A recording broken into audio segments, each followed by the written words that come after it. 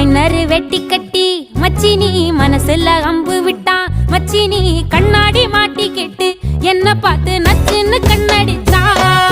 சுத்தமா புத்தி இல்ல மச்சானே, சொல்றதும் கேட்பதில்ல மச்சானே. பக்கத்து வீட்டில் எல்லாம் பக்கா வச்சு மொத்தமா செஞ்சு புட்டா. வாழ்க்கைய கெடுத்துட்டேன்னு மச்சானே, வந்தது அழுதிடுவா மச்சானே. ஏதாச்சும் பேச போனா உன் தங்கச்சி எட்டித்த ஓடி போவா.